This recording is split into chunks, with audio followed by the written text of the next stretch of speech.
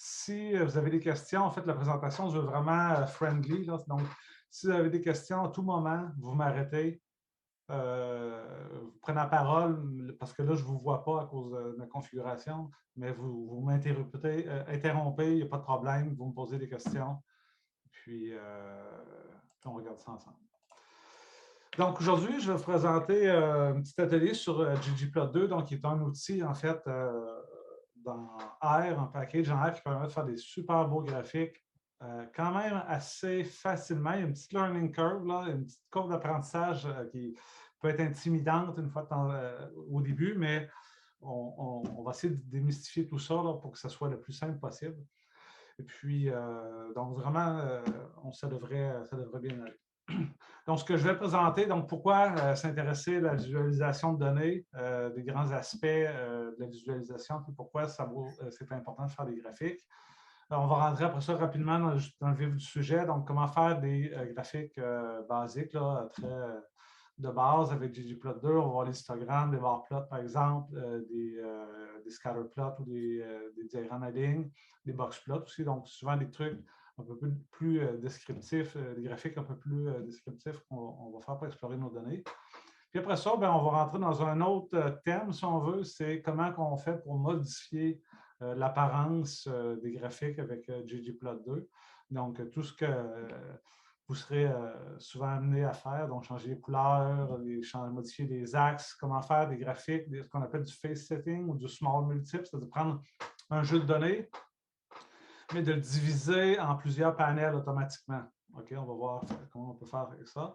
Comment on fait aussi pour combiner des graphiques ensemble. Souvent, on va avoir des graphiques A, B, C.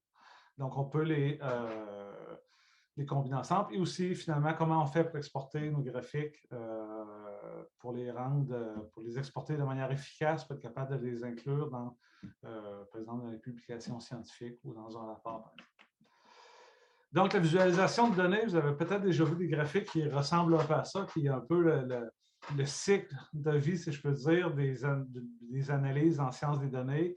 On va aller chercher des données, par exemple des données environnementales ou peu importe, on va les importer, les nettoyer, et puis après ça, on va entrer dans une espèce de boucle, c'est-à-dire on va transformer nos données, créer des nouvelles variables, on va les visualiser, nos données, et puis après ça, on va les modéliser, on va rajouter d'autres nouvelles variables, on va calculer d'autres choses. Donc, il y a toujours cette boucle-là un peu qui se répète de visualiser les données. Donc, ça vaut la peine d'investir du temps pour apprendre des bons outils, d'un, pour être capable de créer des bons graphiques, mais aussi d'apprendre un peu les bases, c'est-à-dire sur comment on fait pour réaliser un bon graphique pour le rendre, pour qu'il puisse permettre en anglais, dire convey your message, là, pour être capable que votre auditoire soit capable de comprendre clairement ce que vous voulez communiquer avec votre graphique. Donc, je le disais un petit peu, par le graphique qu'on vient de voir, donc la visualisation de données, c'est un aspect important en sciences des données.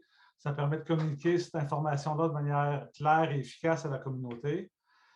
La visualisation aussi, c'est un outil qui est très, très puissant quand on est capable de bien manipuler les outils, qui va être capable de découvrir des patterns dans nos données qu'on n'est pas capable de voir a priori juste en regardant les données. Donc, ça permet en gros de rendre les données qui sont complexes un peu plus accessibles, de révéler les données, donc d'être capable d'aller chercher les patterns qui sont dans les données.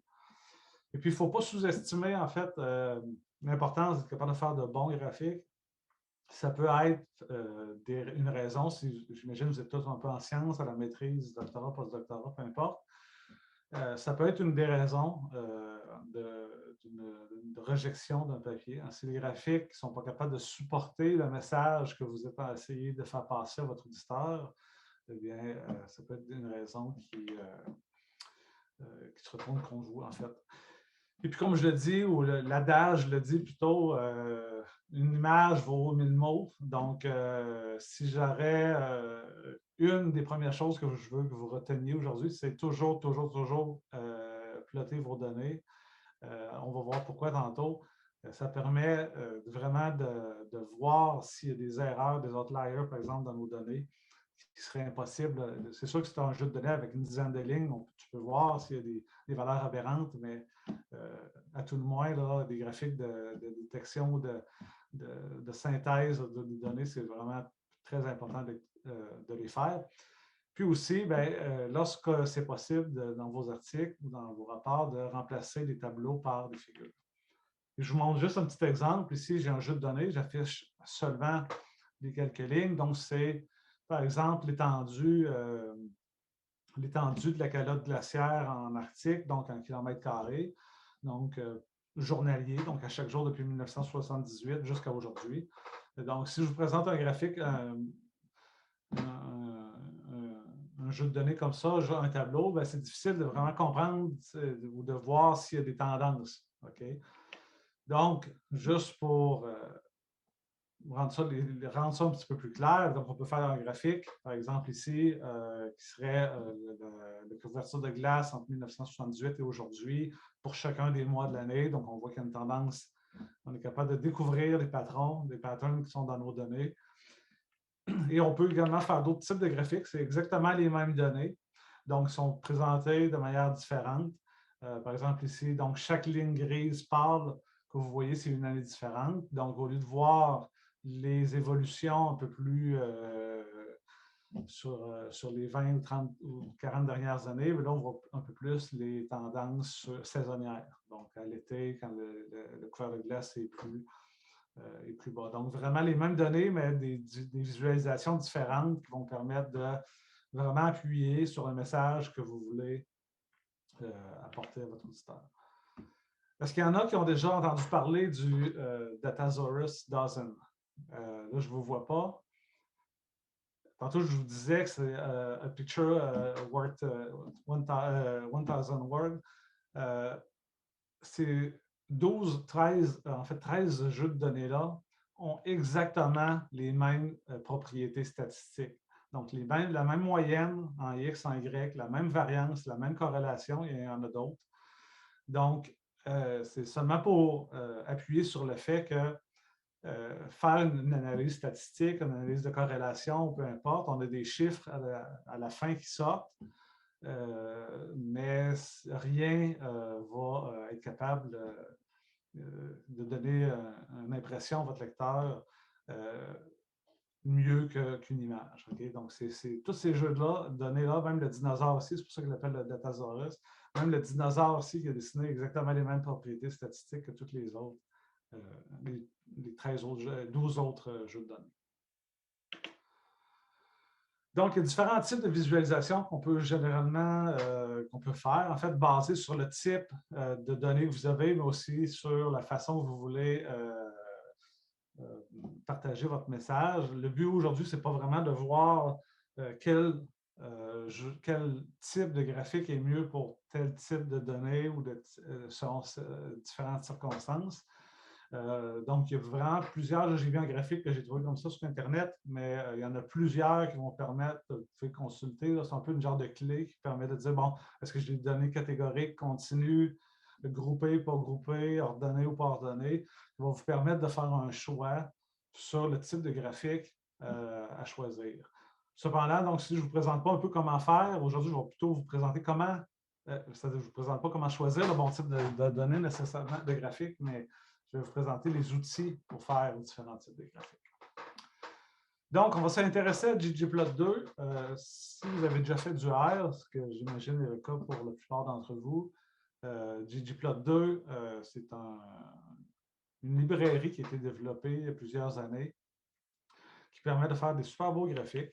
C'est basé sur un système qu'on appelle, un système déclaratif qui s'appelle la graphique, en anglais, The Grammar of Graphics. Je ne saurais pas trop comment traduire en français, mais l'idée, c'est qu'on va construire un graphique basé sur différentes couches, okay? Différentes layers. Donc, on va avoir un layer de données, un layer d'esthétique, on va voir tantôt, la géométrie, les facets, et ainsi de suite. Donc, c'est vraiment, on construit. Si vous faites du Photoshop, par exemple, vous combinez des layers pour faire une image, c'est exactement le même principe. On combine des layers pour arriver à notre résultat final qu'on veut, tout simplement. Okay? Donc, si vous n'avez pas jamais travaillé avec ggplot2, ça ne fait pas partie de R. Donc, lorsque vous installez R, ggplot2 n'est pas installé, donc il va falloir premièrement l'installer. Donc, comme la plupart des packages dans R, on va utiliser la fonction install.packages. avec l'argument ggplot2. Puis une fois que la librairie va être installée, on va pouvoir l'appeler à chaque fois que vous allez démarrer R. Vous allez pouvoir appeler la librairie ggplot2 qui va en fait donner accès à toutes les fonctionnalités pour créer un graphique. Juste une petite note, je l'ai souvent répété, là, mais ggplot2, c'est vraiment un super outil. Puis comme je le disais en introduction, la courbe d'apprentissage peut être vraiment un petit peu intimidante au début. Mais je vous dis, ça vaut la peine d'apprendre et d'essayer de comprendre surtout ce que vous faites. Puis, à un moment donné, là, ça va devenir un peu intuitif. Vous allez être capable de faire des graphiques là, avec très peu de lignes de code et très rapidement, des graphiques assez complexes pour présenter vos données. Il y a Mathieu qui souhaite poser une question. Oui, vas-y, Mathieu. Oui, alors je voulais savoir, est-ce que ggplot2, ce n'est pas inclus dans Tidyverse? Oui, si vous connaissez Tidyverse, c'est un des packages qui est inclus dans l'écosystème Tidyverse. Donc, si vous avez installé Tidyverse, vous n'avez pas besoin d'installer ggplot2 parce qu'il a été installé par défaut. D'accord, parfait. Merci beaucoup. Juste une petite parenthèse avant qu'on rentre dans le vif du sujet. Tidy Tuesday, qui est peut-être certains d'entre vous connaissent, c'est un peu un événement hebdomadaire qui a été mis, ça fait plusieurs années que je participe, pas toutes les semaines, mais assez régulièrement. Donc, à chaque lundi, lundi soir, là, il y a un nouveau jeu de données qui est, ça se passe sur Twitter en partie. Il y a un jeu de données qui est mis à la disposition de tout le monde. Et puis, c'est une petite compétition. Il n'y a pas vraiment de juge ni de prix, rien, mais c'est plus un prétexte pour faire des graphiques sur différents sujets. Les jeux de données sont très, très variés. Et donc, si vous êtes sur Twitter, je vous invite à regarder. Il y a des trucs vraiment cool qui se font. Ici, je vous mets juste trois exemples de graphiques qui ont été faits avec R, avec ggplot2 en fait. C'est vraiment hallucinant ce qu'on peut faire, des belles cartes comme ça, même des visages. Quelqu'un qui a pris une photo d'une personne qui était capable de reproduire avec ggplot2 le visage d'une personne. Ce qui est intéressant avec le Tidy Tuesday, c'est que le monde va en très grande partie partager leur code. Donc, lorsqu'ils vont mettre une photo de graphique sur Twitter, ils disent hey, voici mon interprétation des données cette semaine. Il va y avoir un lien vers le GitHub souvent qui montre le code. Donc, si vous trouvez des graphiques, comment il a fait pour faire ce truc-là, vous avez accès au code pour aller voir puis explorer un petit peu comment la personne a fait pour réaliser son graphique. Donc, on va y aller avec ggplot2.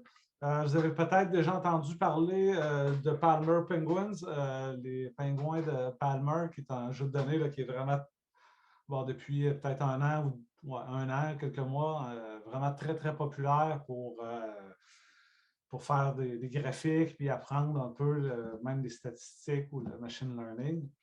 Donc, c'est un petit jeu de données qui n'est pas très compliqué. Donc, qui présente un peu des données morphologiques sur trois espèces de pingouins. On va y aller assez rapidement. L'idée, ce n'est pas de comprendre nécessairement les données, c'est vraiment juste un prétexte pour avoir un jeu de données qu'on va utiliser dans les exemples que je vais vous montrer.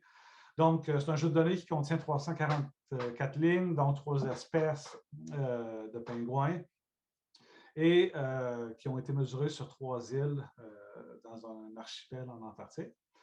Donc, il y a différentes variables. Il y a l'espèce, l'île, le bill length, bill depth.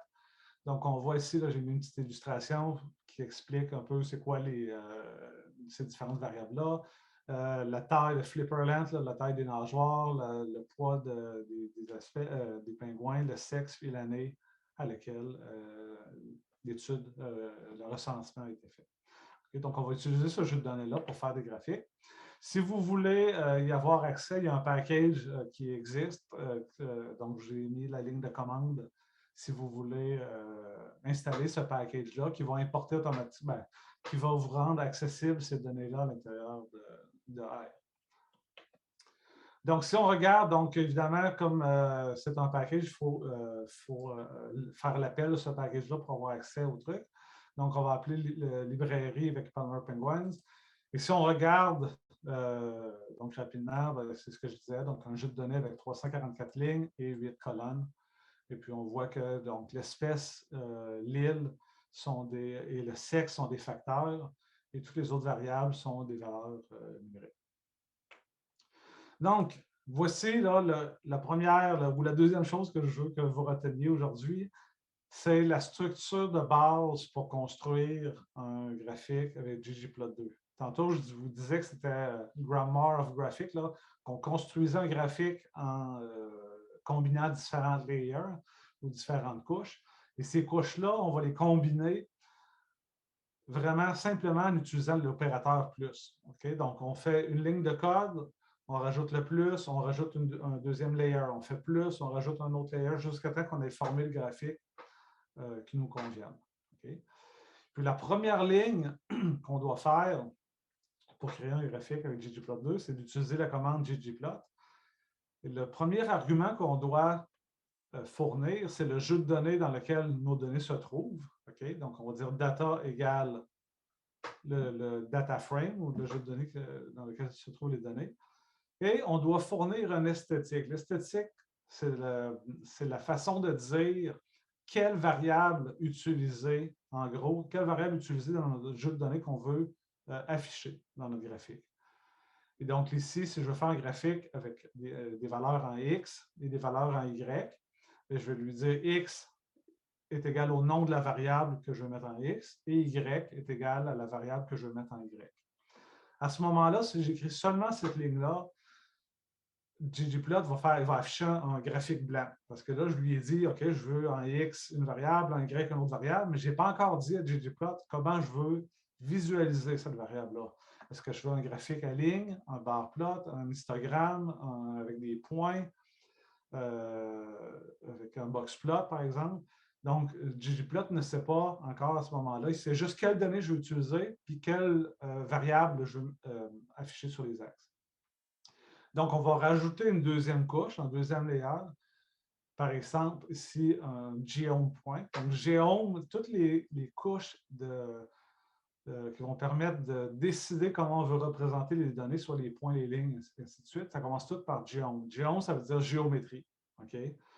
Donc, par exemple, ici, je voudrais dire, affiche ces données-là, mais en utilisant des points. Et puis, c'est à l'intérieur de cette fonction-là, geom point ici, en l'occurrence, qu'on va spécifier différents paramètres pour contrôler l'apparence. Par exemple, si je veux la grosseur des points, la couleur des points, et ainsi de suite. Okay? Des geomes, il y en a vraiment beaucoup dans ggplot2. Il y a beaucoup de personnes qui ont fait des packages qui permettent de rajouter des geomes. Donc, il y en a vraiment des centaines et des centaines, mais ceux de base dans ggplot2 sont affichés ici. Donc, il y en a qui sont évidemment très descriptifs. Par exemple, geom point, on sait ce que ça veut dire. Geom bar, faire des barres. Pour faire hline, h-line, ça veut dire horizontal line, ainsi de suite, faire des polygones.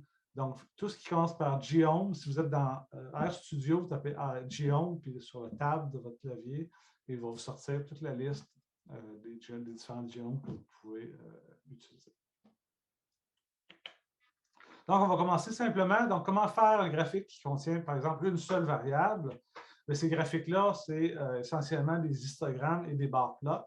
Donc, les géométries à utiliser pour faire ces deux graphiques-là, c'est geom histogram puis geom bar.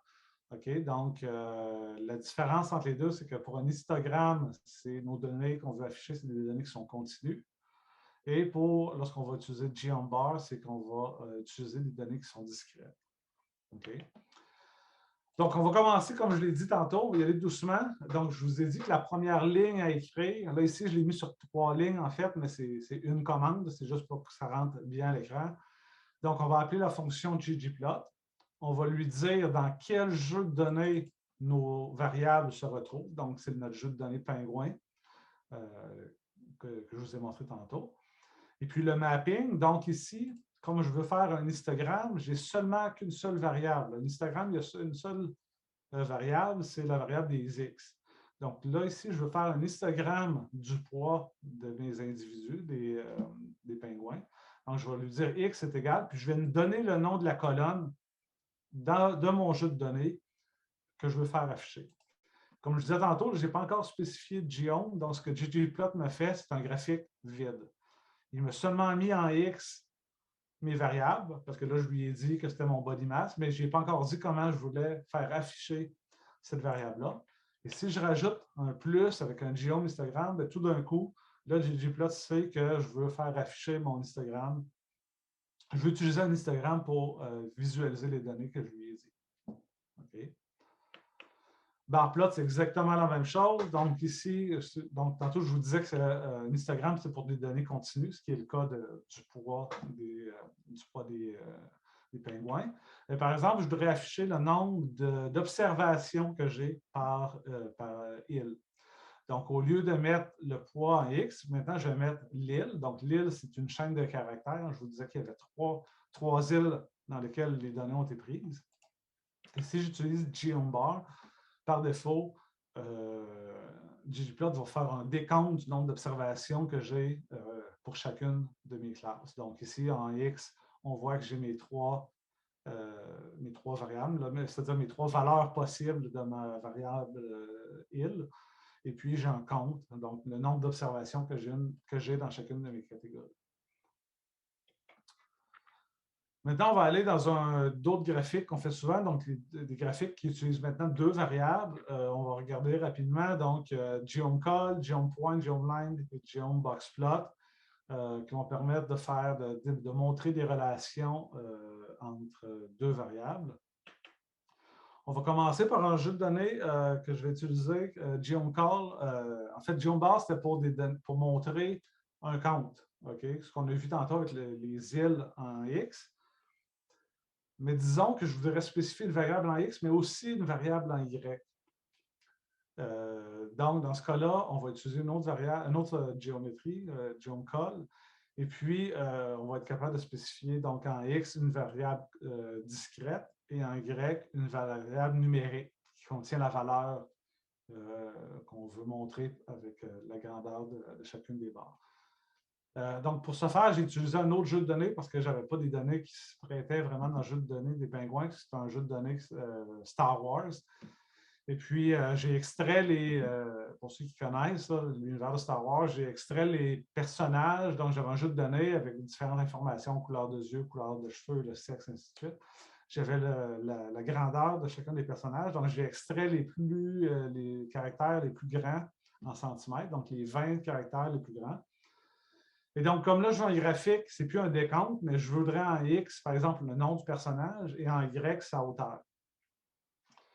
Donc, si j'utilise, donc si on revient un peu à ce que je disais tantôt, donc maintenant, c'est plus le jeu de données pingouins, on va utiliser un jeu de données qui s'appelle SW pour Star Wars. Et puis, je vais dire en X, mais le nom des personnages et en Y, la hauteur, la grandeur de chacun des personnages. Et on va utiliser la colonne, la géométrie geomcall, et ça va nous produire ce graphique-là. Donc, si je vous mets une petite question, je pense qu'il y a quelqu'un qui serait intéressé à répondre. Qu'est-ce qu'on pourrait faire qui est très, très flagrant, qui fonctionne moins bien avec ce graphique-là qu'on pourrait améliorer?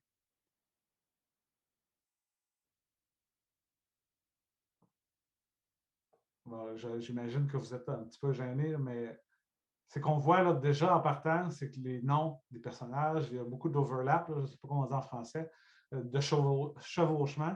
Donc, c'est difficile de distinguer le nom de chacun des personnages. Donc, une première amélioration, ce serait de faire vraiment un shift, donc faire une rotation des axes, c'est-à-dire mettre les noms des personnages en Y et mettre leur grandeur en X.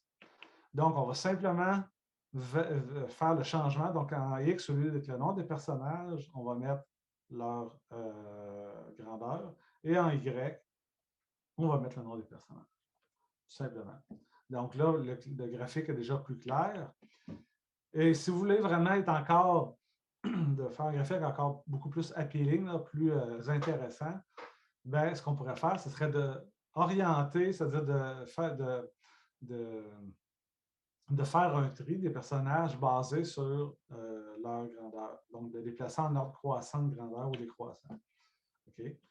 Donc, ce qu'on va faire pour y arriver, il y a plusieurs façons, mais une des façons vraiment intéressantes, c'est d'utiliser la librairie Forcats, qui n'est pas inclue dans la base avec R, donc il va falloir l'installer.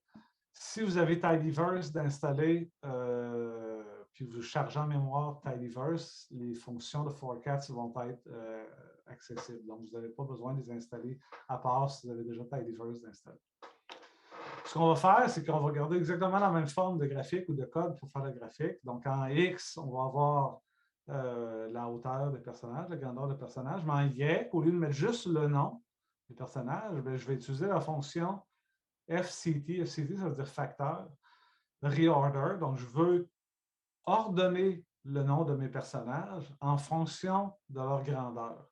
Et maintenant, on va voir notre graphique qui est, à mon avis, beaucoup plus beau. Donc, on a vraiment là nos barres qui sont orientées en fonction décroissant, donc du personnage le plus grand jusqu'au 20e personnage là, de la liste. Donc, ça fait un graphique qui est beaucoup plus intéressant, qui est beaucoup plus facile à comprendre et à comparer aussi entre les différents personnages. Donc, un autre type de graphique qui est probablement un des plus populaires, c'est les scatterplots. Donc, on va un nuage de points en français. Donc, encore une fois, on revient là avec le jeu Pingouin. Donc, en X, par exemple, je dois voir, est-ce qu'il y a une relation entre la longueur bill length, là, le nez du bec, et le poids des pingouins. Donc, en X, je vais mettre la longueur et en Y, je vais mettre le poids. Et maintenant, on va simplement utiliser GeoPoint pour représenter avec un nuage de points l'ensemble de mes observations. Puis je fais une petite parenthèse. Donc, si vous voulez rajouter, par exemple, une ligne de régression à votre graphique, c'est super simple. Donc, on va utiliser un autre géométrie, parce que c'est une ligne qu'on rajoute. Donc, on va utiliser la méthode GeoSmooth. Et on va spécifier que la méthode qu'on veut appliquer à cette ligne de tendance-là, c'est une méthode LM, donc pour Linear Model, tout simplement. Et donc, on va avoir une ligne, c'est comme si on aurait fait une régression à part, puis qu'on aurait affiché manuellement la ligne de régression par-dessus notre graphique. Mais on voit qu'ici, avec une seule ligne de code, on est capable de faire afficher une ligne de régression en bleu, et en gris, c'est l'erreur associée autour de la ligne de régression, l'intervalle de confiance. Si on ne spécifie pas qu'on veut une méthode LM, donc Linear Model, si on fait juste spécifier GeoSmooth, en fonction du nombre d'observations, je ne me souviens plus, je pense que c'est 1000 points ou en haut, ggplot va faire un choix pour nous, soit faire un fit d'une LOS ou d'une gamme, Generative Additive Model. Il y a un threshold, je ne me souviens plus, basé sur le nombre d'observations qu'on affiche. Il va automatiquement décider du modèle non linéaire à appliquer aux données. Il y a encore une question de Mathieu. Oui, vas-y Mathieu. Est-ce que là, vous affichez les informations pour toutes les espèces confondues ou... Oui, c'est ça. Pour toutes les espèces confondues, tantôt, on va voir comment on pourrait séparer ça par espèce, par exemple. Pour l'instant, j'ai mis toutes les espèces ensemble, toutes les 344 lignes ou 344 observations que j'avais dans mon jeu de données.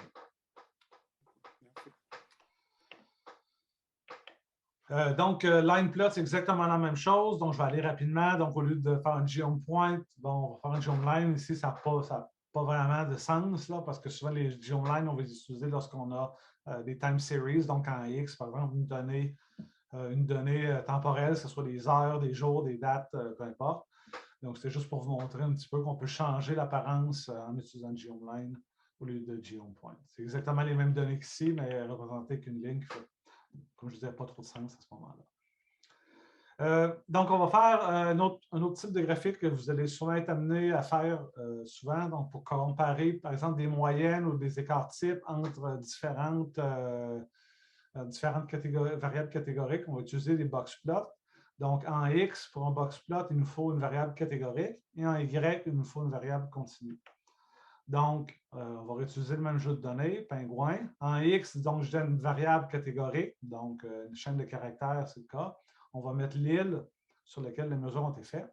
Et en Y, on va mettre le poids des pingouins. Et en utilisant simplement boxplot, GeoBoxplot, on a par exemple nos boxplots qui montrent les différentes, qui nous donnent un aperçu en fait de l'étendue des poids des différentes espèces, c'est-à-dire des pingouins sur les différentes îles. Donc, on voit par exemple sur l'île Bisco que les pingouins sont en moyenne beaucoup plus lourds que les pingouins sur les deux autres îles.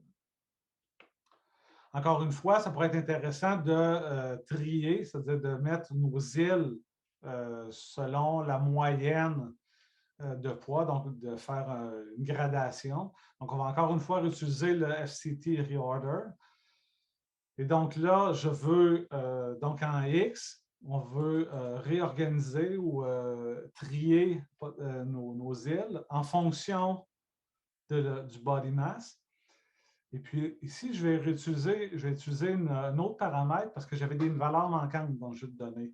Et on pourrait être capable de calculer, d'arranger nos données. S'il y a des données manquantes, ça ne fonctionne pas. Donc, il faut dire à ggplot, na.rm, c'est-à-dire supprimer les valeurs manquantes, equal true. Donc, R ne tiendra pas compte des valeurs manquantes dans son calcul pour reclassifier les observations. Je refais exactement le même graphique. Maintenant, nos boîtes de chacune de nos boxplots sont orientées du plus faible, de la moyenne la plus faible jusqu'à la moyenne la plus forte. Donc, un autre point que je vais aborder avec vous, c'est le géome esthétique. Là, je pense que c'est là que vraiment peut-être ceux qui ont un peu plus d'expérience avec ggplot2 vont aller chercher l'information.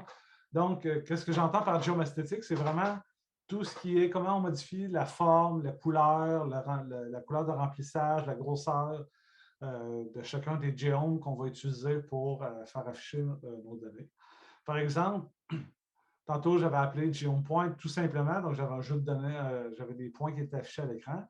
Mais si je veux changer la couleur, on va changer le paramètre Color, on va lui donner la couleur qu'on veut utiliser, et aussi le size, donc la grosseur de chacun des points. Donc ici, j'ai une grosseur de 5. Donc on voit, j'avais exactement le même graphique tantôt en noir, là, si vous vous souvenez, mais les points étaient beaucoup plus petits et étaient noirs. OK, donc, quand j'utilise cette méthode-là, tous les points de mon graphique vont avoir exactement les mêmes couleurs. OK? Mais si j'utilise l'esthétique, donc la fonction AES, la même qu'on utilise dans la première fonction pour spécifier ce qu'on veut voir sur les axes des X et l'axe des Y. Mais si on utilise, au lieu de mettre couleur avec une couleur unique, universelle pour tous les points, mais je vais lui dire maintenant, la couleur, je veux que tu l'affiches selon ma variable species qui est dans mon jeu de données. OK? Et ça, pour le faire, il faut le mettre dans une fonction qui est AES. À chaque fois que vous voyez quelque chose qui est dans AES, ça veut dire change la couleur, change la grosseur, la forme, mais basé sur une information qui est contenue dans mon jeu de données. OK? Donc, je lui ai dit, mets la couleur de mes points, mais basée sur les espèces. Donc là, maintenant, ggplot va par défaut me choisir, me créer une légende, va par défaut utiliser un code couleur pour représenter mes variables, c'est-à-dire mes catégories que j'ai dans mon jeu de données. On peut créer, évidemment, là, donc, comme je disais, ggplot a fait un choix de couleurs. Si vous refaites le graphique, ça va toujours être le même choix, c'est les couleurs de base de ggplot, mais on peut créer nous-mêmes notre jeu de choisir nos couleurs, évidemment. Souvent, c'est ce qu'on veut faire. Et pour le faire, on va utiliser une fonction qui s'appelle Scale Color Manual. OK? Donc, lorsqu'on utilise Scale Color ou Scale machin truc, scale, là, ça veut dire une échelle. Donc, lorsqu'on utilise ces fonctions-là, c'est vraiment pour modifier l'apparence des échelles. Donc, l'échelle, c'est une échelle qui est utilisée, ça peut être de grosseur, de couleur ou de forme. Donc, dans cette fonction-là, donc, on veut modifier la couleur, mais de manière manuellement. Donc, c'est d'où vient le nom. On va donner de base, il y a plusieurs autres paramètres qu'on peut modifier, mais de base, on va lui donner un vecteur breaks dans lequel on va dire à ggplot, tantôt, je vais te donner des couleurs que je vais assigner à chacune de mes valeurs que je te donne dans mon break. Donc, faire un stop, là, faire un break à chacune de ces valeurs-là. Donc, ça, c'est des valeurs qui sont écrites dans mon data frame. OK? c'est mes 3 espèces de pingouins. Donc, je donne un vecteur de 3 parce que j'ai 3 espèces. Et puis, je vais lui donner un vecteur au paramètre values qui va me permettre de dire quelles valeurs vont être, quelle couleur va être associée à chacune de mes valeurs d'espèces. Donc, Adélie, je veux qu'il y ait une couleur de dark orange, Chinstrap, purple, puis Gen2, on peut donner aussi un code hexadécimal si vous connaissez un peu ce format-là. Donc, ce n'est pas obligé d'être une couleur écrite avec du texte, ça peut être une couleur hexadécimale. Et donc, au lieu d'avoir le texte, la couleur de base, bien, maintenant, j'ai spécifié moi-même chacune des couleurs pour chacun de mes groupes.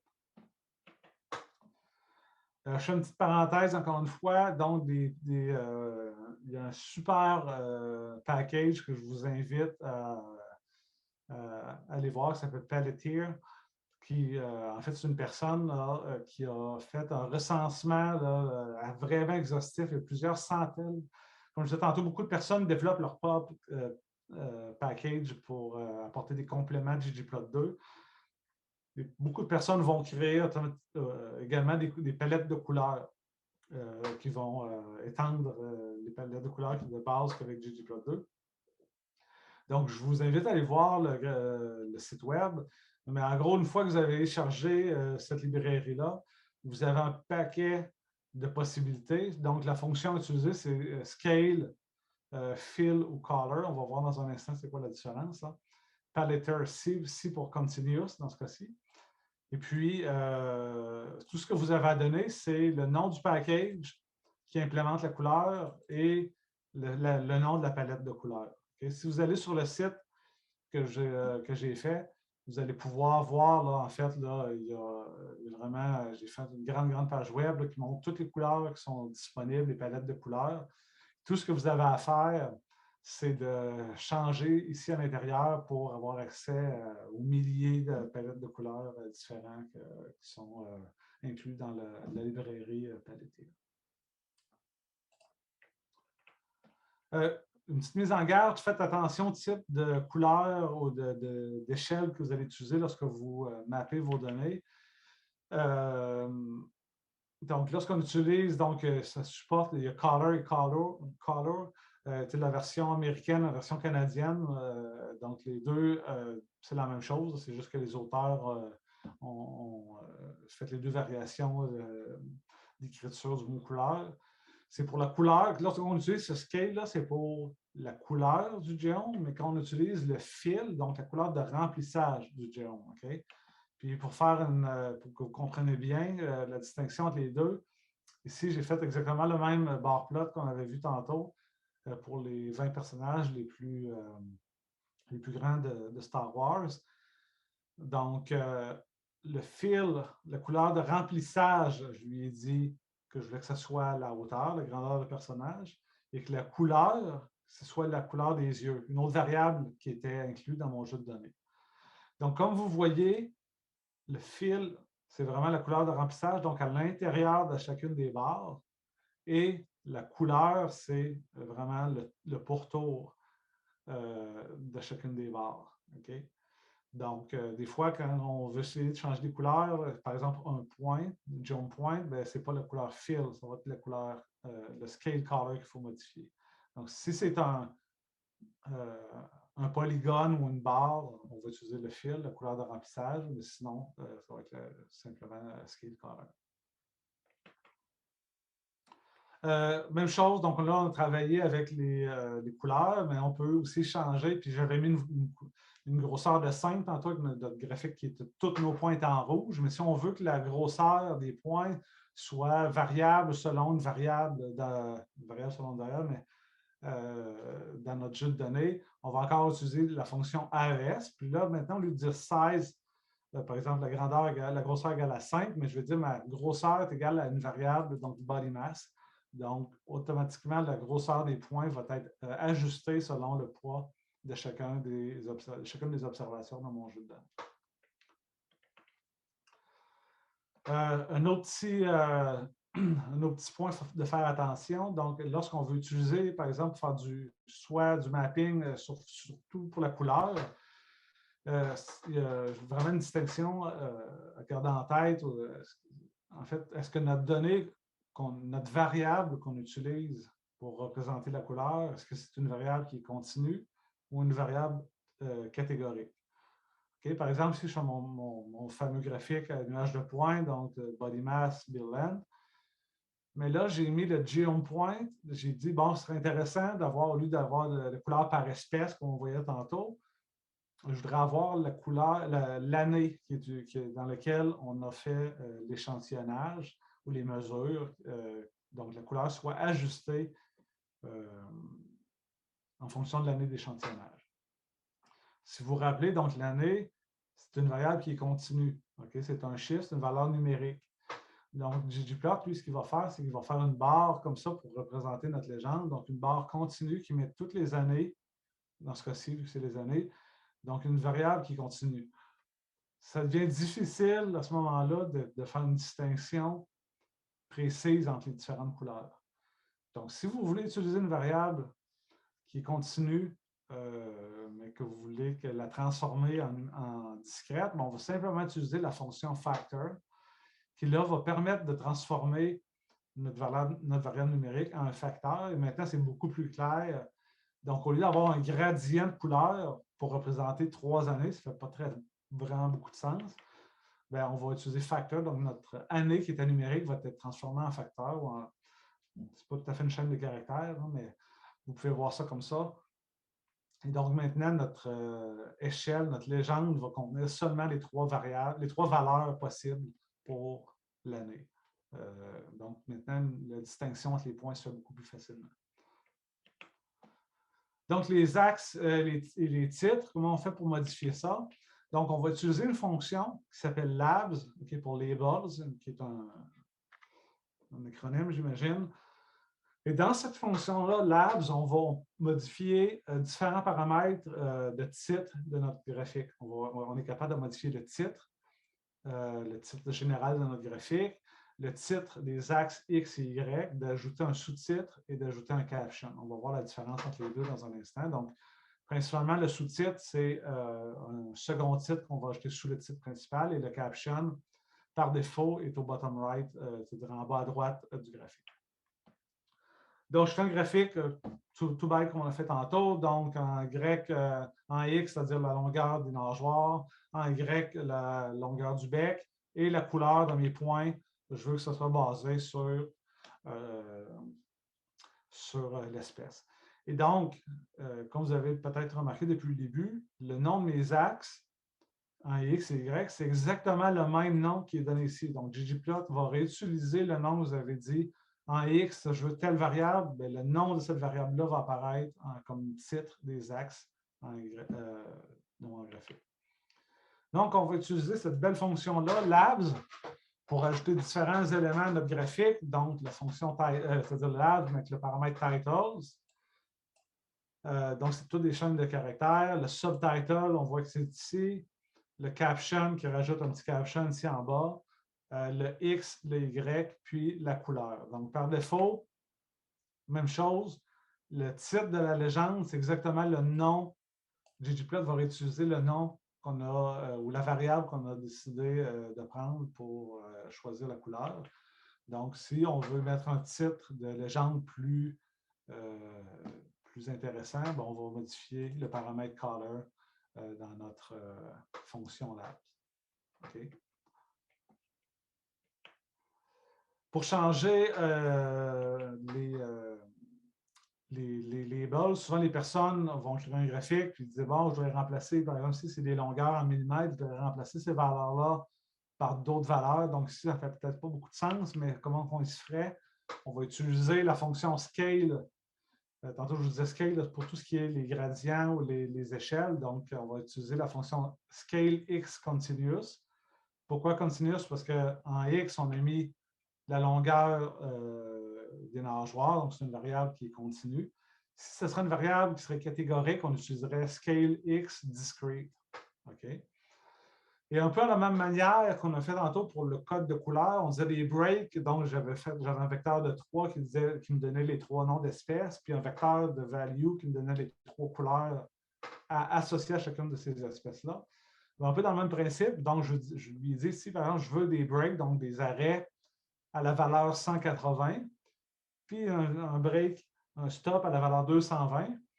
Puis à ces deux positions-là, moi, je veux remplacer le texte par un vecteur de même longueur, donc un vecteur de 2, avec du texte que moi j'ai défini. Donc, évidemment, ça ne fait pas beaucoup de sens, mais c'est pour vous montrer comment faire pour ajuster la position puis l'affichage de chacun des tick marks sur notre graphique. Face setting en même temps, maintenant, c'est-à-dire les small multiples, je ne sais pas comment on traduit en français. Donc, l'idée, c'est d'être capable de faire un graphique et de séparer notre jeu de données basé sur une variable catégorique. Okay? Puis pour ce faire, on va utiliser deux fonctions. Les deux commencent par FaceSet. Okay? FaceSet, là, dans votre tête, vous pouvez voir ça comme des panels, là, des panneaux de votre graphique. On va utiliser deux trucs, donc FaceSetGrid puis FaceSetWrap. Okay? Je vais vous montrer comment faire. Donc, on va faire notre graphique.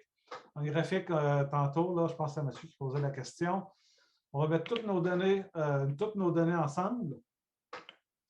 On va faire un geom point. Donc, dans ce cas-ci, ici, j'ai mis une couleur qui est basée sur le sexe du pingouin. Donc, j'ai mis toutes mes observations, le sexe, les femelles en rouge, les mâles en bleu. Tout va bien. Mais maintenant, je serais intéressé, par exemple, à diviser ça par espèce. Donc, on va utiliser la fonction. Encore une fois, on combine. Je n'ai peut-être pas assez mis d'emphase là-dessus, mais à chaque fois, vous avez remarqué, je rajoute un plus à la fin de la ligne pour rajouter des éléments d'information au graphique. Donc, je vais rajouter un plus, puis je vais utiliser la fonction FaceSetWrap et je vais utiliser cette formulation-là ici. Okay? Là, si vous n'avez jamais vu ça, ce signe-là ici, la petite vague, on appelle ça le tilde. Quand vous voyez ça dans R, ayez toujours comme réflexe de vous dire en fonction de. Okay? Que ce soit pour faire des graphiques, comme moi je vais vous montrer là, ou quand vous faites des modèles, par exemple Y en fonction de machin X, X1, X2, X3, le tilde veut toujours, je pense toujours dire en fonction de. Okay? Donc là, ce que je viens de dire, c'est fais-moi mon graphique, mais maintenant, sépare-moi-là en sous-graphique en fonction de ma variable species, espèce qui est contenue. Évidemment, ce nom de variable-là correspond à un nom de colonne que j'ai dans mon jeu de données. Et donc maintenant, ggplot m'a fait exactement le même graphique, mais me l'a divisé, me fait un panneau pour chacune de mes trois espèces. Ce que vous voyez présentement, on voit que ce sont exactement les mêmes axes en X et les mêmes axes en Y. Donc, les trois panneaux partagent exactement les mêmes axes. Donc, si on veut changer ce comportement-là, on va utiliser un paramètre de plus qui est le scales. Et c'est là où on va dire, fais mon graphique avec trois panneaux dans ce cas-ci, mais mon axe des X, ajuste-le selon les données de chacun des panneaux. Donc, on va utiliser cette chaîne de caractères-là qui est FreeX, donc avoir un axe des X qui est libre. Je ne sais pas si je le traduis correctement, mais maintenant, ggplot a fait en sorte que chacun de mes panneaux on voit qu'ici, ça allait de 3000 à 6000 pour chacun des panneaux. Maintenant, chacun de mes jeux de mes sous-panneaux ont leur propre axe X d'associer. Évidemment, vous avez compris que je peux utiliser FreeY. Donc maintenant, chacun de mes panneaux a un axe Y qui a été ajusté en fonction des valeurs qui sont dans chacun des panneaux. Et puis si j'utilise Free tout court, tout simplement, là, c'est les deux axes qui vont être ajustés automatiquement au contenu de nos données. Maintenant, donc ça, c'était avec FaceSetWrap, mais disons, on peut faire exactement la même opération, mais avec un FaceSetGrid. C'est-à-dire, au lieu de se séparer seulement sur une seule variable catégorique, d'avoir des panneaux sur une seule variable catégorique, on peut le faire avec deux variables catégoriques. Pour ce faire, on va utiliser une fonction qui s'appelle FaceSetGrid. Donc, vous voyez ça un peu comme un tableau. Donc, j'ai exactement le même graphique de base que tantôt. Mais là, à ce moment-là, on va utiliser la fonction FaceSetGrid, puis on va utiliser cette formulation-là. Donc, encore une fois, on voit le tilde ici, la petite vague. Donc, l'île en fonction de l'espèce. c'est toujours en Y, on va avoir l'île. Donc, ce qu'on voit ici, en chacune de mes lignes, en Y, c'est mes îles, en fonction de X, qui est mes espèces. Donc, chacune de mes espèces en X. Donc, maintenant, j'ai un graphique à 2 dimensions, si je peux dire, donc avec des face, avec un face-up grid. Puis évidemment, bien, il y a des trous, il y a des espaces, ça veut dire que je n'avais pas de chin strap, par exemple, dans cette Torgensen, je n'avais pas d'observation. Dans ce cas-ci, c'est normal que j'ai des cases qui sont vides parce que je n'avais tout simplement pas d'observation. Des questions jusqu'à maintenant? Ça va? N'hésitez pas, vraiment, c'est pour vous. Si vous avez des questions, des trucs qui n'ont pas été couvertes, vous me le dites, on va arrêter, puis on va regarder ça comme il faut. Donc maintenant, la fonction terme, c'est une fonction qui est quand même assez importante. C'est vraiment là qu'on va être capable de changer le look ou l'apparence plus générale de notre graphique. Donc, à l'intérieur des geomes, c'est là qu'on change les couleurs pour les points, la forme et tout, la grosseur.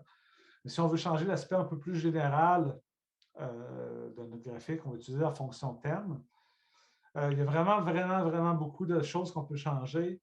Mais donc, je vous invite à regarder un peu l'aide qu'il y a de cette fonction-là. Mais on va quand même regarder quelques possibilités aujourd'hui. Donc, comment on fait, par exemple, pour changer le background, que ce soit la couleur, la grille qui est en arrière de nos données, le titre des axes, puis la grosseur des tics de chacun des marques sur nos axes.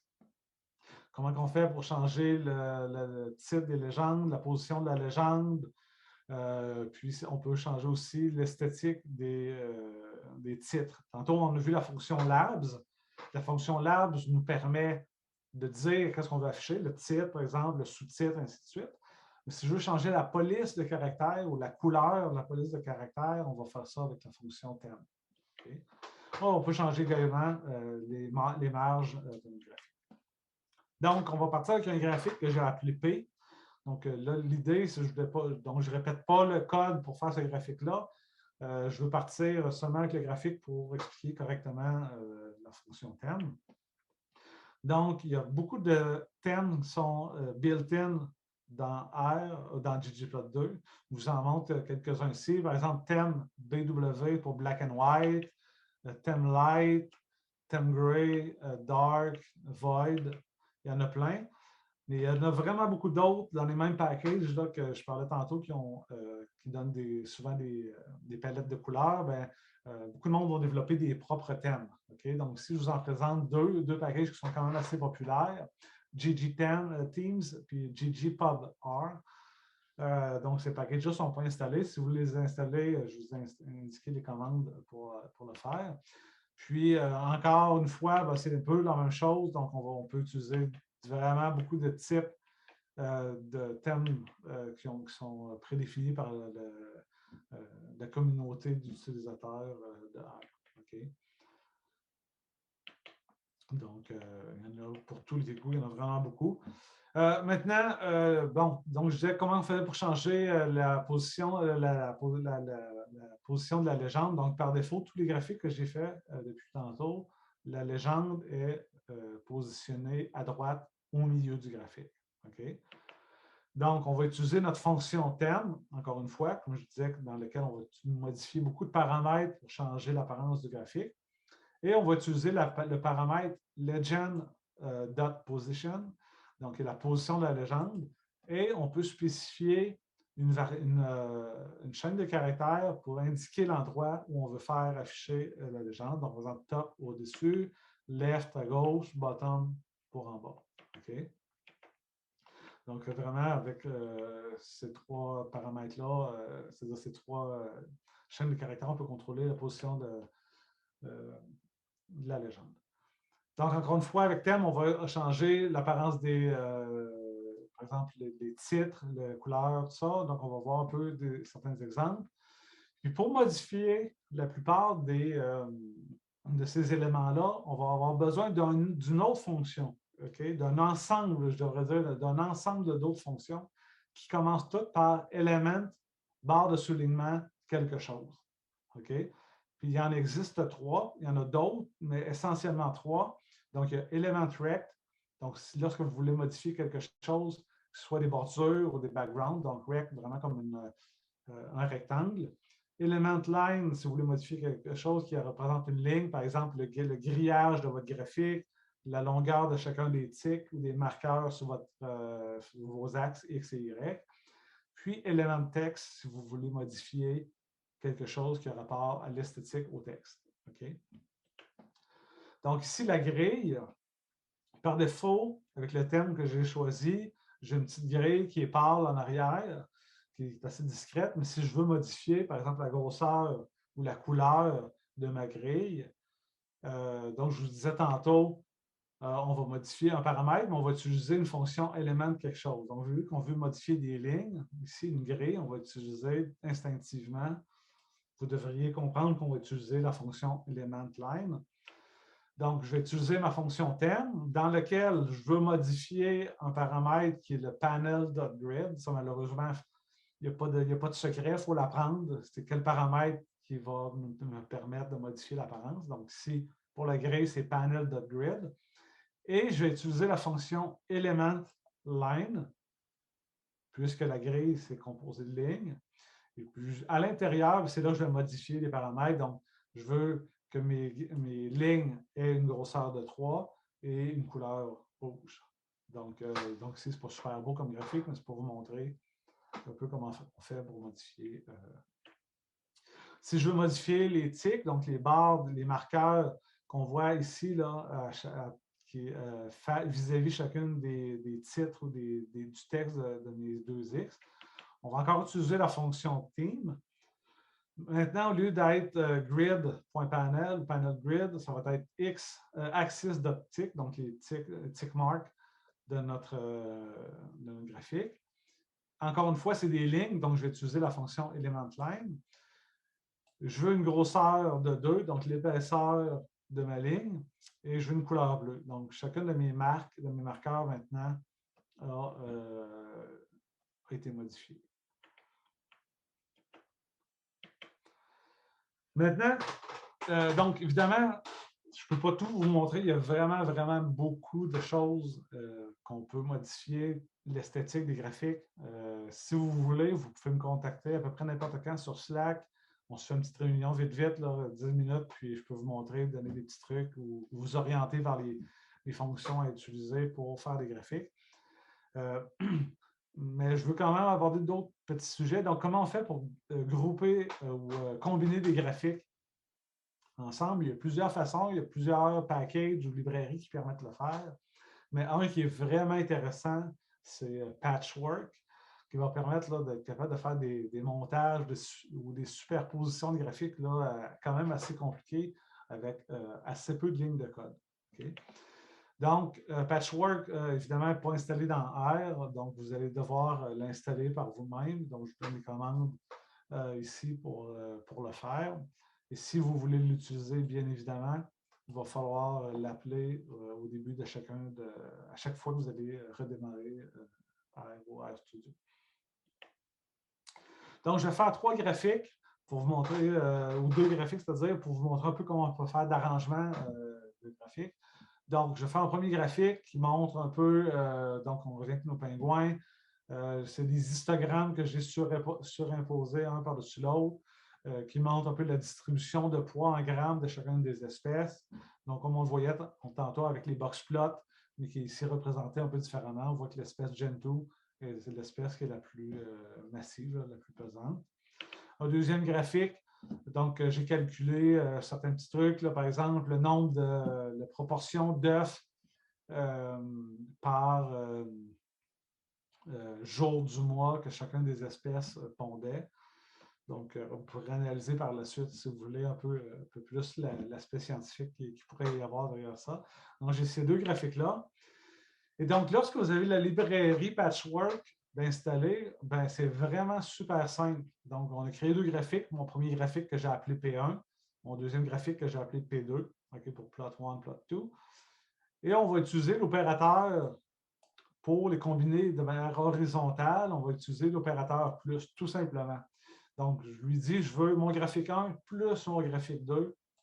Puis, Patchwork va les mettre un à côté de l'autre sans rien de plus. Donc, vraiment, juste en faisant une addition de graphiques, c'est drôle à dire, hein, mais en faisant une addition de graphiques, je vais avoir combiné mes deux graphiques tout simplement ensemble.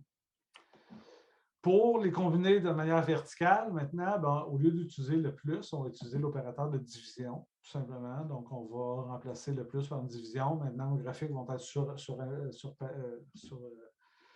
superposés l'un à l'autre.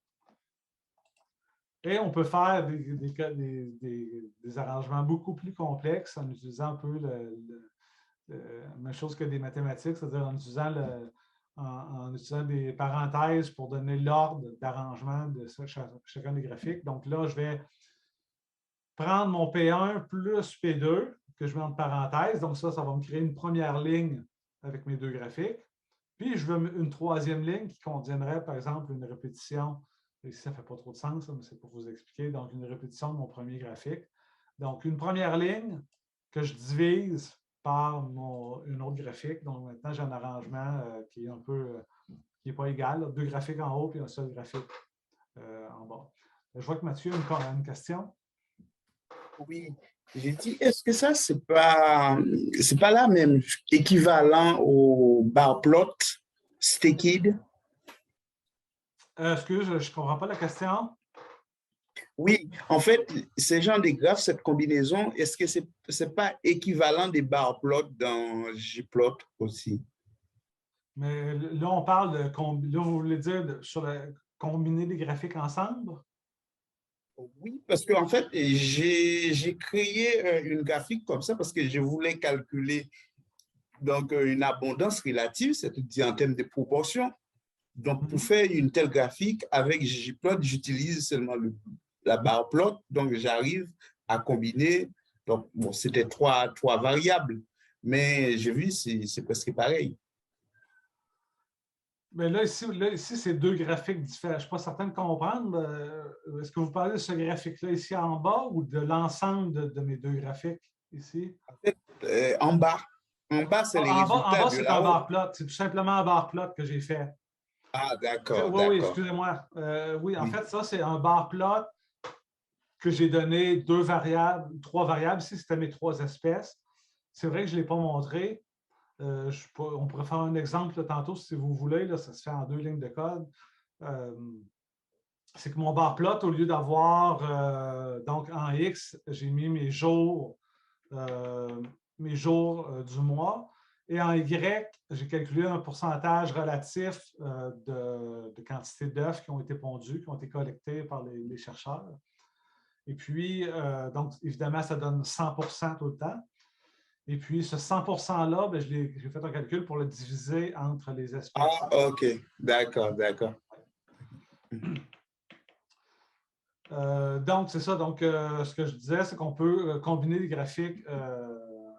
Donc, on peut faire des trucs vraiment beaucoup plus complexes. Je pourrais vous montrer tantôt pour des articles de recherche. J'ai fait des graphiques complexes. Je ne dis pas ça dans le sens de difficile, mais des arrangements de panneaux vraiment assez intéressantes avec deux, trois lignes de code, tout simplement.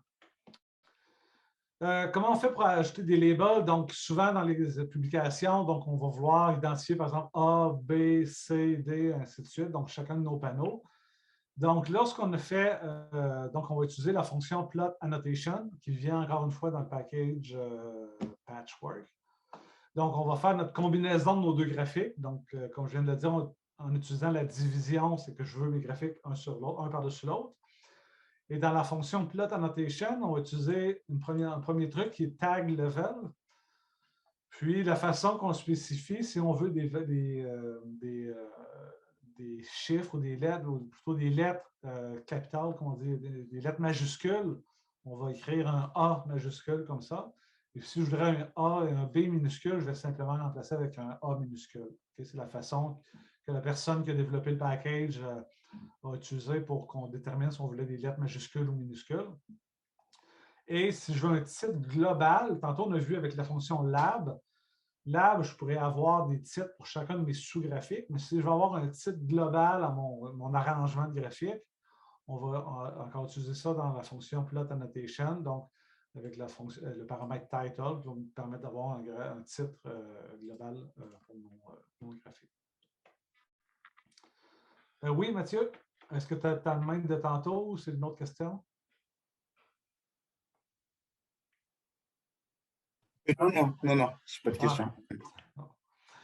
Donc, maintenant que vous avez fait votre super graphique, votre superviseur super content de vous, vous êtes prêt ou prête à soumettre votre papier, faire votre rapport, comment on fait pour exporter nos graphiques?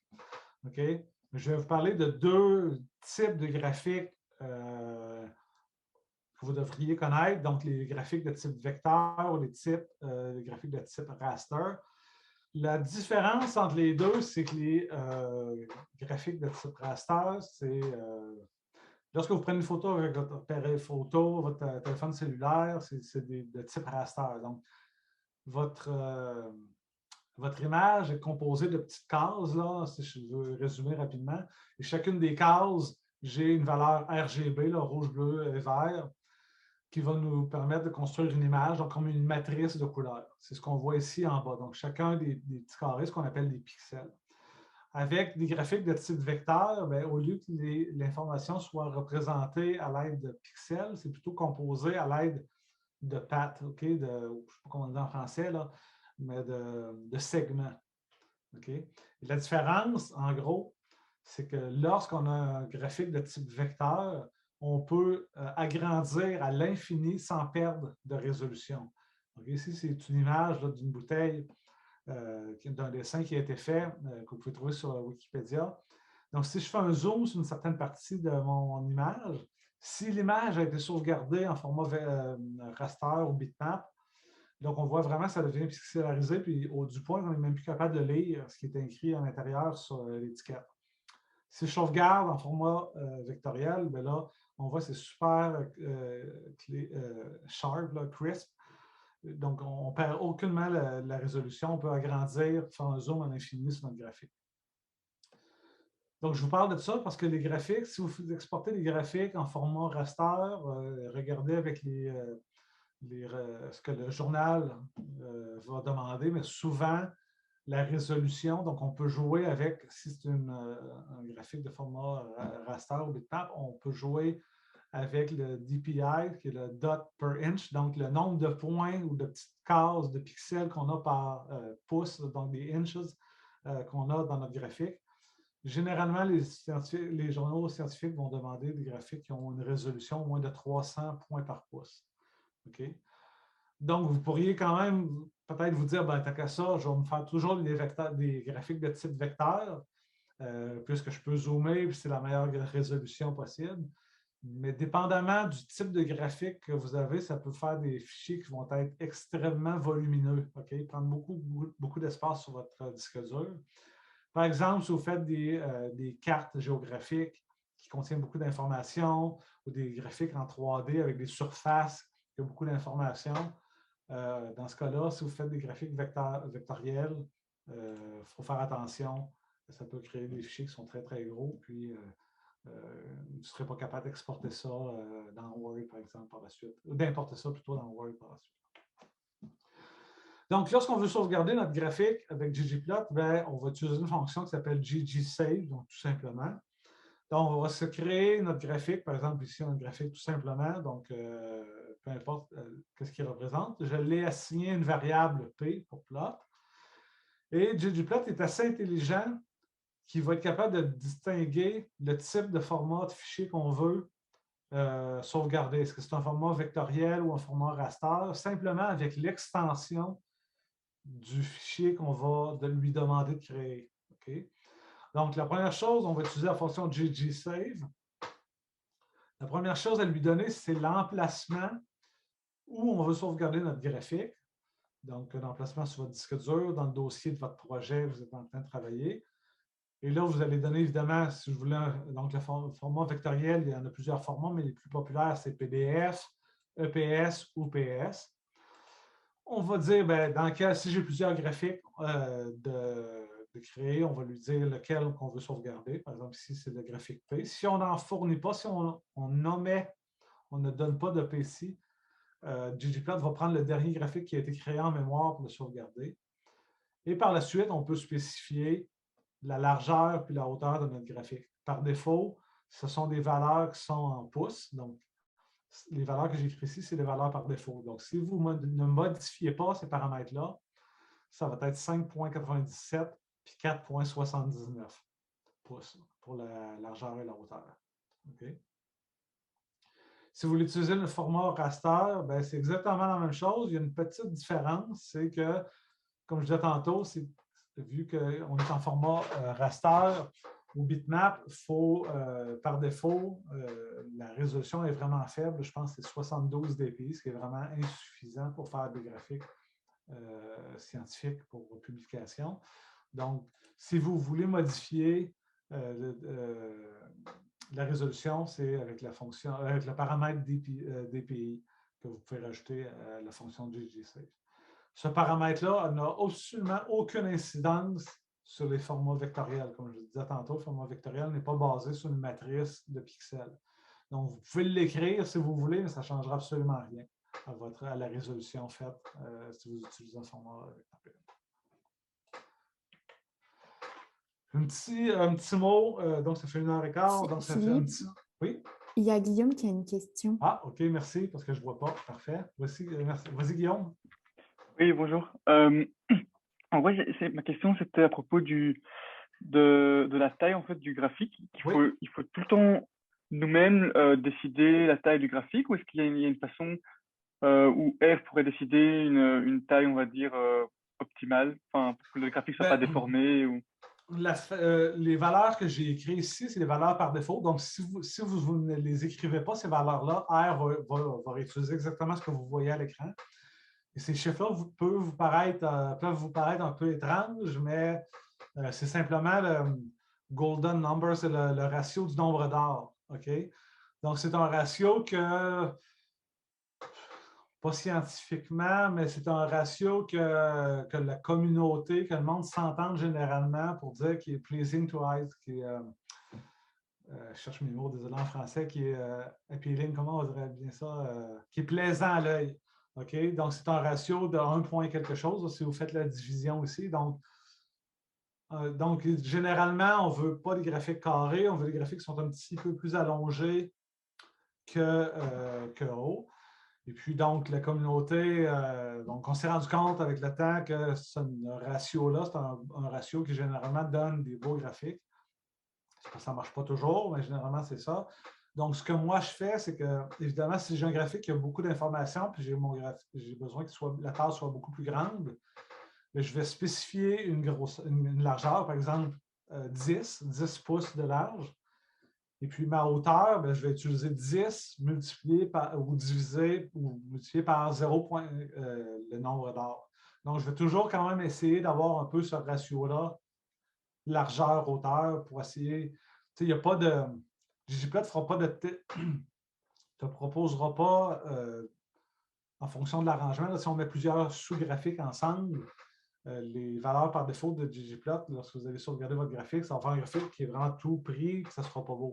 ggplot n'est pas assez intelligent pour dire, bon, tu as beaucoup d'éléments, tu as 3 panneaux, je vais agrandir, mais si tu fixes au moins une des deux, la longueur ou la hauteur, bien après ça, l'autre, tu peux le fixer aussi, mais en utilisant une proportion de l'autre valeur que tu as donnée. Donc, pour répondre à ta question, non, ggplot 2 ne le fera pas, mais tu peux regarder le golden number. Bon, c'est juste une suggestion, mais souvent, j'essaie d'avoir un graphique un peu plus allongé que haut, dépendamment. Je dis ça, mais en même temps, j'ai plein de contre-exemples. Mais si j'ai un seul graphique, par exemple, comme ça ici, là, tu vois, ça, c'est le défaut de ggplot. Okay? Donc, une largeur qui est 1,3 fois, je pense, plus large que la hauteur. Donc, si j'aurais un graphique, idéalement, ce graphique-là, on voit, là, il est un petit peu trop allongé à mon goût. Là. Je l'ai mis pour que ça rentre sur ma slide. Là. Mais idéalement, là, je le ferais un petit peu plus allongé. Mais il n'y a pas vraiment de normes. OK, merci. Donc, vraiment rapidement, un truc où je travaille beaucoup avec des données de type géographique. Donc, je travaille surtout avec des données satellitaires, beaucoup de données récoltées environnementales dans l'Arctique, avec les banquises, des instruments qui mesurent de l'information, des genres de petits sous-marins qui vont dans l'eau, qui mesurent de l'information sur la température, la salinité, puis machin truc. Donc, souvent, dans mon travail, je suis amené à faire des représentations géographiques de mes données. Donc, c'est vraiment une branche un peu, si vous avez déjà fait du GIS, donc un petit peu à part. Donc, comment représenter des données géographiques. Avec R et ggplot2, on est capable de faire des super trucs, des super cartes. Donc, c'est une carte ici que je vous présente, que j'ai fait. Tantôt, on parlait du Tidy Tuesday. Non, c'est un autre truc, ça s'appelle Makeover Monday. En tout cas, je suis parti vers 2 ou 3 petits challenges comme ça. Et puis, le jeu de données qui était fourni cette semaine-là, c'était un jeu de données qui donnait le recensement du nombre de McDonald's puis de Starbucks aux États-Unis par, pas État, mais par district ou counties, on dit en anglais, je ne sais pas c'est quoi en français. Et donc, j'ai fait une carte pour chacune de ces, pas des villes, mais des counties. C'est quoi en français? Pas des contrées, en tout cas. Et donc, pour chacun de ces counties-là, j'ai calculé lequel des 2 restaurants était le plus prédominant, puis j'ai fait ce graphique-là. Donc, on voit avec ggplot2, on peut faire des trucs vraiment cool. Si vous êtes intéressé à faire des graphiques spatiales, vous pouvez me faire signe. Je peux vous orienter sur différentes ressources, ou même vous aider si vous avez besoin d'aide. Puis, je veux quand même vous parler rapidement des packages qui s'offrent à vous, des packages pour faire des graphiques avec des données qui sont de type géographique. Donc, j'en liste ici plusieurs. Donc, le package SF pour Special Feature, Terra, Raster, TMAP, Leaflet, Stars, MapView. On ira pas en détail, mais c'était juste pour vous les lister. Si vous voulez faire des recherches là-dessus, vous allez trouver une multitude de tutoriaux. Et bien entendu, la librairie ggplot2 qui permet de faire ça. Et souvent, ggplot2 va super bien travailler lorsqu'on va utiliser une de ces librairies-là, par exemple, en amont, pour préparer nos données, pour les donner à ggplot2 pour les faire afficher. OK? Donc, je vous montre quand même si ce n'est pas le but de ce workshop-là, de faire des données, des graphiques géographiques, je vais vous donner un exemple. On va utiliser pour ça 2 packages. Le package SF pour Special Feature qui permet de la manipulation de données géographiques et un package qui s'appelle Air Natural Art qui est un package, peut-être vous connaissez le site là, Natural Art. C'est un site web qui donne plein de fichiers géographiques pour représenter les pays, par exemple la délimitation des pays, des océans, des lacs, des rivières, des routes dans le monde, des railroads, des chemins de fer, des sources d'eau potable, la population. Il y a des centaines, voire des milliers de types de données de type spatial sur Air Natural Art. Donc, on va utiliser ces 2 packages-là, donc SF pour manipuler les données, puis Air Natural Art pour avoir accès à ces données-là. Donc, si vous n'avez pas les packages d'installer, il va falloir les installer et les changer en mémoire par la suite pour faire vos graphiques. Donc, on va utiliser, donc là, ce que je voulais faire comme graphique, c'est simplement, je n'avais pas trop d'inspiration, j'ai fait un graphique de l'Allemagne, okay, du pays de l'Allemagne, dans lequel là, je voulais afficher tout le réseau ferroviaire des chemins de fer. Donc, on va utiliser, donc, il faut que j'aille chercher ces données-là dans un premier temps. Les données, je vais utiliser la fonction NE pour Natural Earth, j'imagine l'acronyme, Countries. Okay? C'est une fonction qui me permet d'aller chercher des données spatiales pour, comme vous l'aurez deviné, pour les pays. Donc, je vais spécifier pour quel pays je veux obtenir les données. Donc, ici, c'est l'Allemagne. Et je veux que le type de données qui soit retourné par la fonction soit de type SF pour Special Feature. Et à quelle échelle je veux les donner? Est-ce que je veux des données un peu grossières, un peu à fine échelle? Donc, scale equal large, ici, ça veut dire que je veux des données vraiment à fine échelle, très, très détaillé. Okay? Faites attention. Si vous demandez des données, par exemple, à l'échelle de la planète, à fine échelle, ça va faire des jeux de données qui sont vraiment... Il va vous falloir un ordinateur avec beaucoup de mémoire pour être capable de faire la manipulation de ces données-là. Mais comme ici, on parlait seulement d'un pays, je pouvais me permettre d'aller chercher des données à fine échelle. Donc, j'assigne, donc je vais aller télécharger, il vous faut une connexion Internet, bien évidemment. Donc, à partir de R, je vais aller chercher ces données-là de l'Allemagne.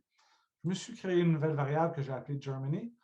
Et si on regarde ce qui est à l'intérieur de Germany, ben, c'est peut-être un petit peu de charabia, mais ce que je veux vous montrer, c'est que ça, ce n'est pas un data frame comme on a vu tantôt pour, par exemple, les pingouins.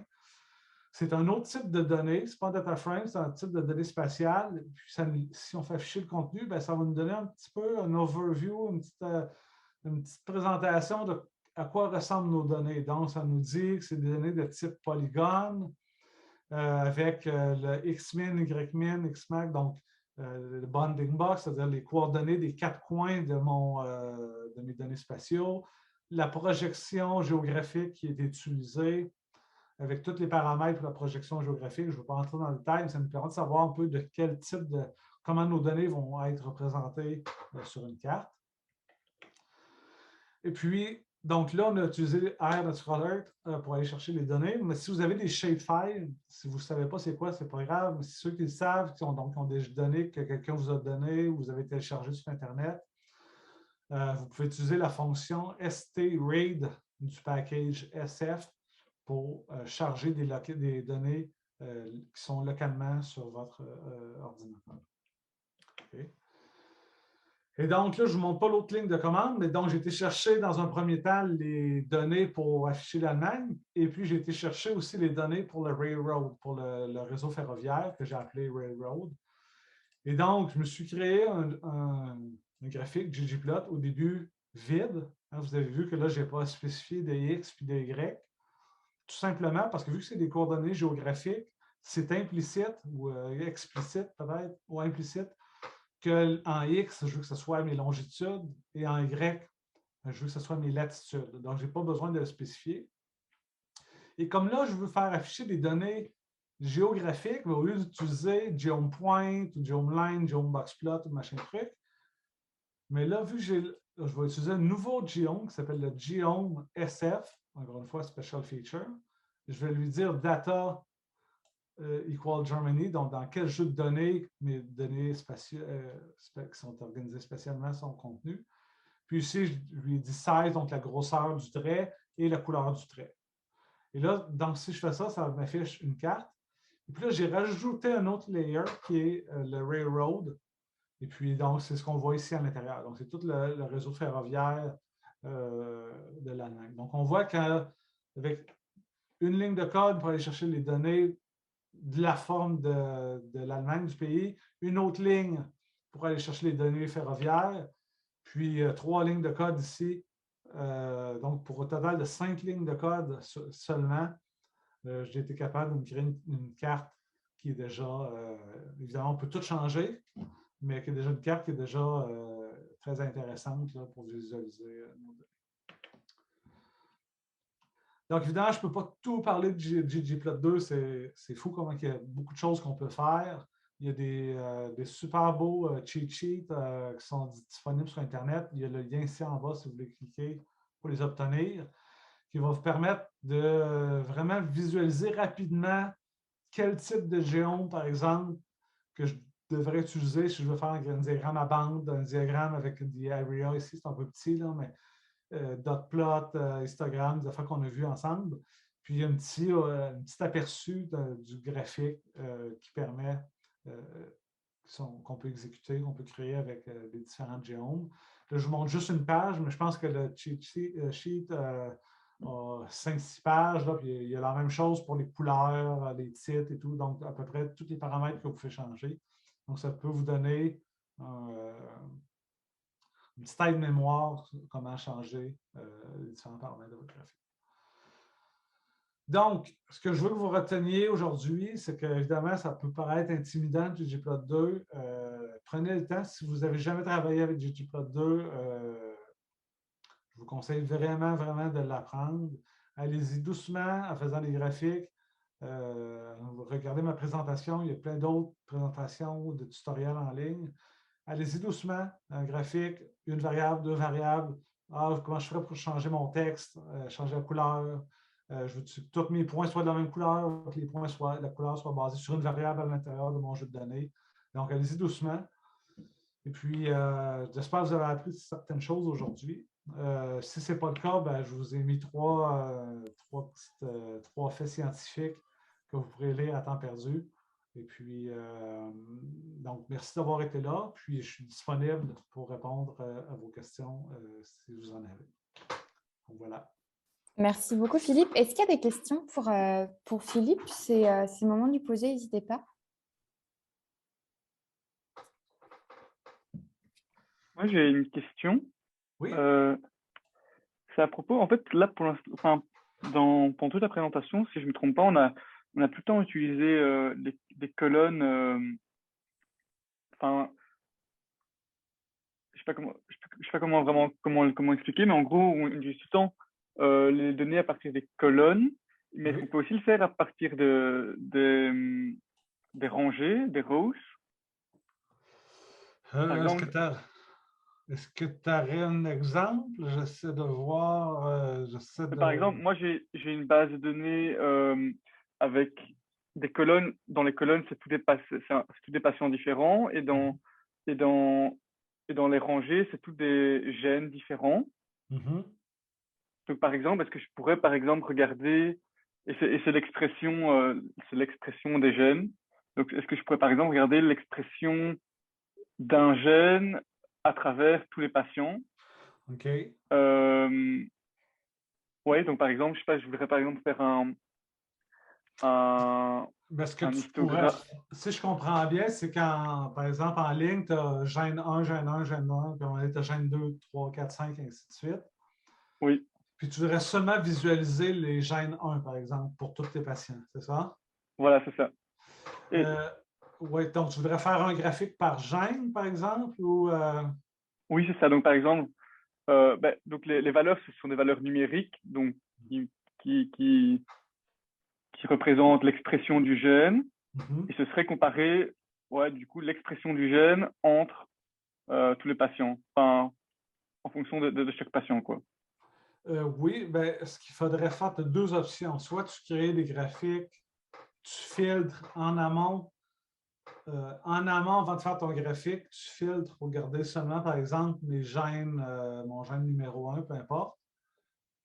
Puis après ça, tu utilises la fonction FacetWrap, puis tu lui donnes en fonction de patient. Là, je ne sais pas à quoi ça peut ressembler tes données. Là, ça va te faire un graphique seulement pour ton gène numéro 1. Mais sinon, l'idéal, parce que tes gènes ont des noms, c'est des…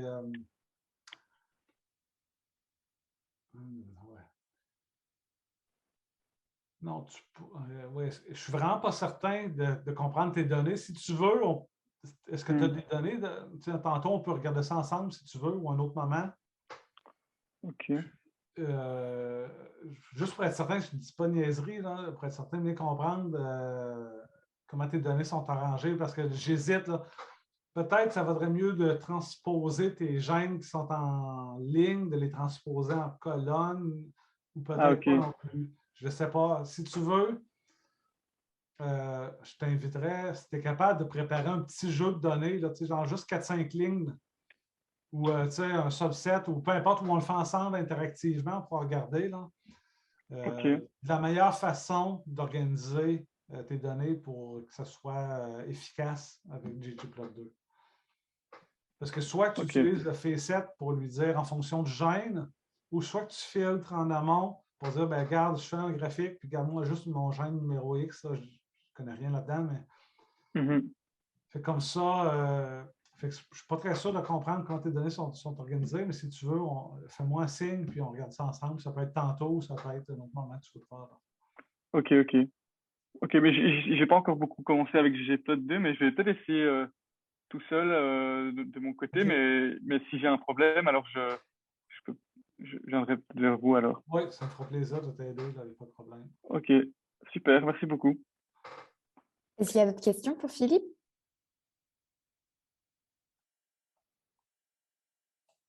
Non. Ça a l'air Ah, tranquille. c'est clair. Oui, c'est ça. C'est soit très clair ou soit que tout le monde le savait déjà. Non, c'est clair qu'il y a une question. Merci beaucoup, Philippe, pour la présentation. C'était très clair, mais avec trop d'informations.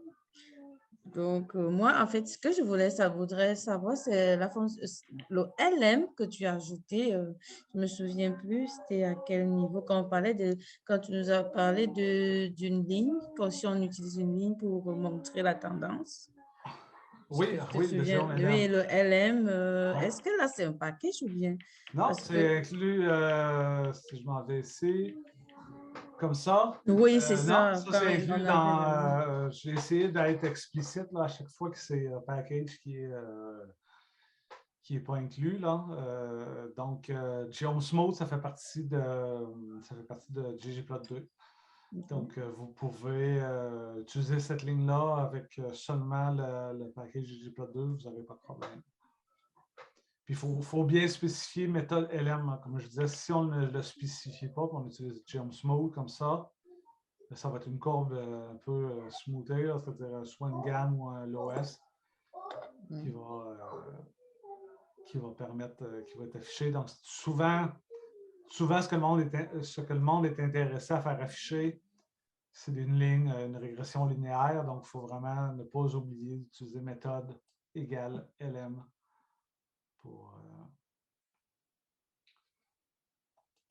Merci beaucoup, Philippe. Ça fait plaisir. Puis s'il y a des questions, tu disais qu'il y a beaucoup d'informations. S'il y a des questions, là, comme je te dis, je t'invite vraiment à partir là, d'un graphique là, de base, là, un graphique avec une seule variable. Regardez la construction, comment on fait, puis tu n'hésites vraiment pas, tu me contactes, puis on regarde ça ensemble, puis on se fait une petite démo ensemble, là, puis tu me partages ton écran, puis j'essaie de te guider pour faire tes graphiques. OK. Merci beaucoup.